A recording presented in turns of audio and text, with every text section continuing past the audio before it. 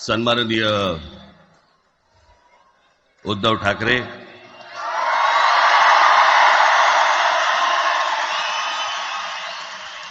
आणि माझ्या जमलेल्या सर्व तमाम मराठी बांधवांनो, भगिनींनो आणि मातांनो,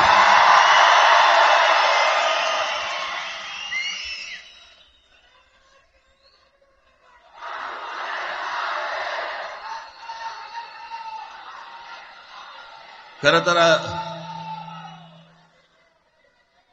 दोघांची भाषणं संपली ना की एकत्र आरोळ्या ठोका.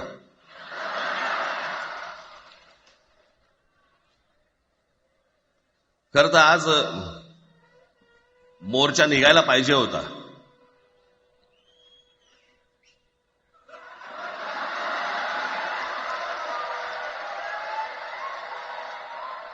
तोंडानेच आहे ना.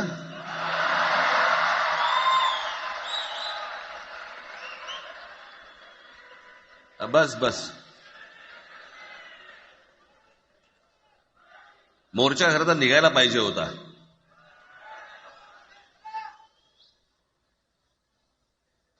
मराठी माणूस कसा सर्व बाजूने एकवटतो याचं एक चित्र मोठ्या प्रमाणावरती उभं राहिलं असतं.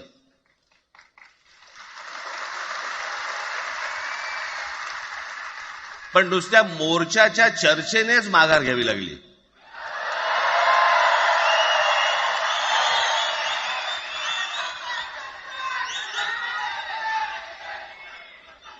खरं तर आजचाही मेळावा हा खरं तर शिवतीर्थावरती मैदानात व्हायला पाहिजे होता.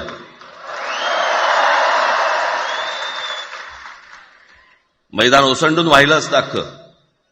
पण पाऊस आहे, पावसामध्ये सगळ्या ठिकाणी अशा प्रकारचे काही जागा मिळत नाहीत फारशा मुंबईमध्ये, आणि म्हणून आज तुम्हाला सर्वांना इथे यावं लागलं. मी बाहेर जे उभे आहेत त्यांची मी दिलगिरी व्यक्त करतो की त्यांना आतमध्ये येता नाही आलं, परंतु आता काय स्क्रीनवरती आठवा.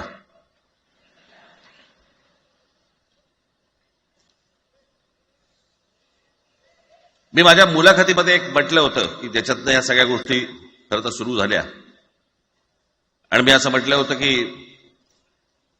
कोणत्याही वादापेक्षा आणि कुठच्याही भांडणापेक्षा महाराष्ट्र मोठा आहे.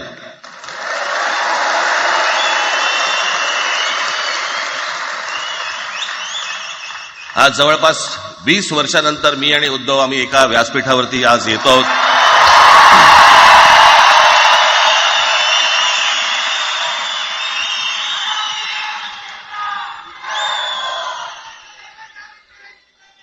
जे माननीय बाळासाहेबांना जमलं नाही, जे अनेकांना जमलं नाही आम्हाला दोघांना एकत्र आणायचं, ते देवेंद्र फडणवीसला जमलं.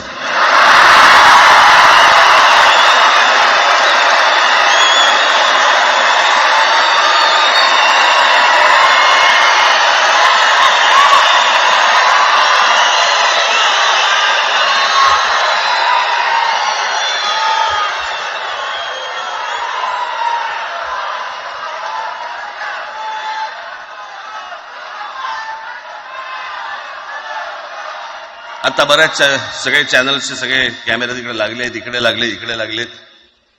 आता संध्याकाळी सगळं सुरू होईल. आता काय वाटतं, काय दोघांची बॉडी लँग्वेज कशी होती?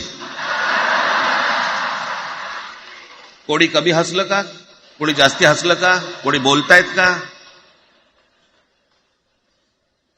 आपल्याकडे मूळ विषय सोडून इतर गोष्टींमध्येच फार रस असतो अनेकांना. खरं तर आजचा हा मेळावा, मोर्चालाही तीच घोषणा होती, आजच्या मेळाव्यालाही तीच घोषणा आहे की कुठचाही झेंडा नाही, मराठी हाच अजेंडा.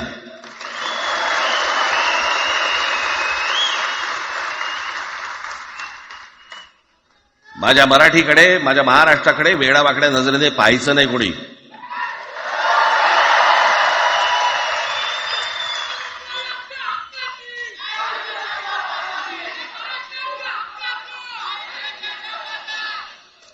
ठरलं ना आपलं, सगळ्यात शेवटी द्यायच्या घोषणा. बसा, शांत बसा. खरं तर हा प्रश्नच अनाठाई होता, काही गरजच नव्हती. हे कुठून अचानक हिंदीचं आलं मला काही कळलं नाही मला.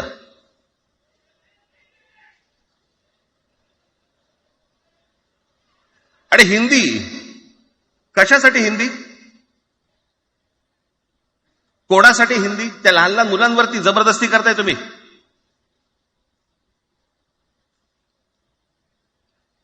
कोणाला विचारायचं नाही, शिक्षण तज्ज्ञांना काही विचारायचं नाही, कोणाला काही विचारायचं नाही. बस आमची सत्ता आहे, आमच्याकडे बहुमत आहे, आम्ही लादणार. तुमच्या हातात सत्ता असेल ती विधान भवनात,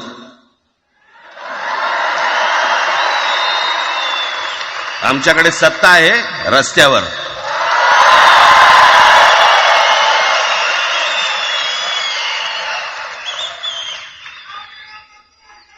एक पत्र लिहिलं, 2 पत्र लिहिली,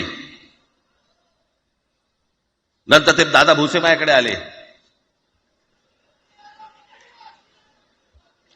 मला म्हणाले की आम्ही काय म्हणतो एवढं समजून तर घ्या, एवढं काय म्हणतो एवढं ऐकून तर घ्या. म्हटलं दादा तुम्हाला एक गोष्ट सांगतो, तुम्ही काय सांगता ते ऐकून घेईन पण ऐकणार नाही.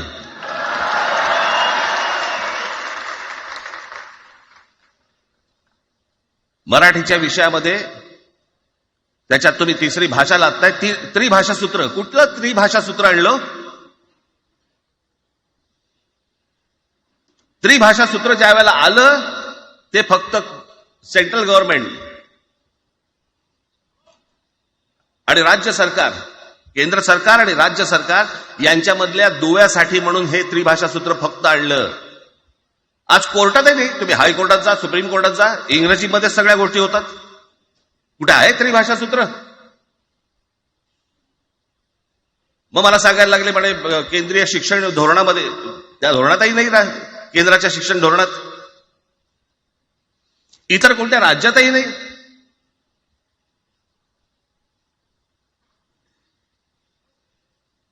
महाराष्ट्रात प्रयोग करून पाहिला तरी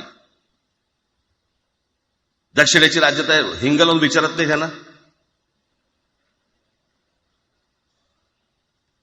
पण महाराष्ट्र ज्या वेळेला पेटून उठतो त्यावेळेला काय घडतं आणि काय होतं हे आज राज्यकर्त्यांना समजलं असेल.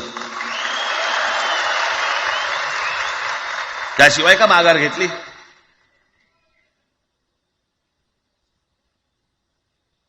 विनाकारण आणलेला विषय होता. मी त्याशी त्या भोसेनं सांगितलं, म्हटलं मला सांगा उत्तर प्रदेश, बिहार, राजस्थान, मध्य प्रदेश कोणती तिसरी भाषा आणणार आहेत? खरं तर आणली पाहिजे.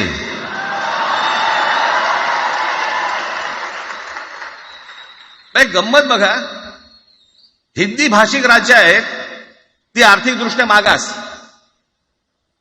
आणि हिंदी न बोलणारी जी राज्य आहेत ती आर्थिकदृष्ट्या प्रगत, आणि वर आम्ही हिंदी शिकायचं.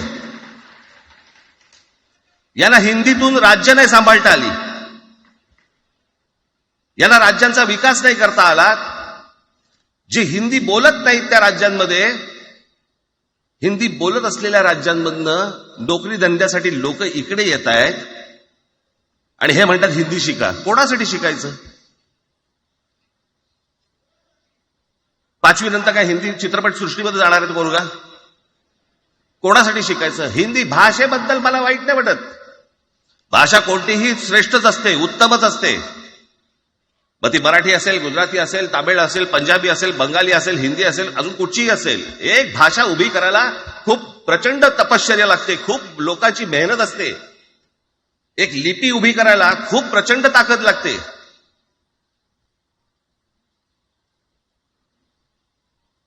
अशाच भाषा काय उभ्या राहत नसतात.